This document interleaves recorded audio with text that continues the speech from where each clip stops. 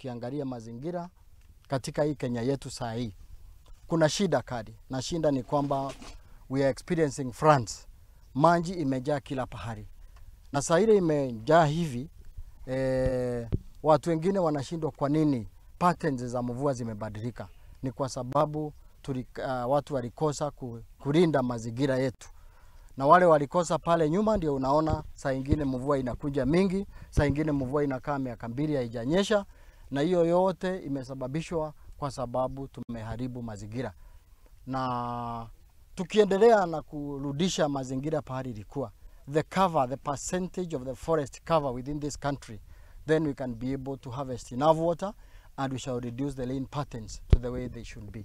Ukiangalia April kukuangi mvua mingi kama hii tunaona sasa, inakujanga around May, within the long rains inakuja kama 1 week, lakini we have experienced this long rains. Ilianza kupanda 10,000 seedlings within the mountain, within the hill, tukifanya kitu inaitwa enrichment planting, kwa sababu bila unaona hii msitu hakuna activity inaendelea ndani, but ile miti mzuri yote ni kama ilitolewa kitambo, imebaki slabs.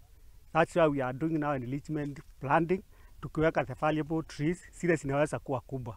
So target yetu kwa hii mlima ni 10,000 seedlings, tupande kitu 10 hectares. So tulianza last week hiyo kazi ya kufieka na kuchimba mashimo, na watu wanaendelea. Tunahakikisha mambo ya conservation, na tunakuja kupatana na Fine Breeze ndio tuhakikishe venye serikali imesema mambo ya conservation na kupanda miti. Tumecover the area zaidi ya Murindoko yenye tuko registered with. Tuone kama tutacover more spaces zenye ziko on the road of Murindoko, ndio tuone tumebadilisha mazingira.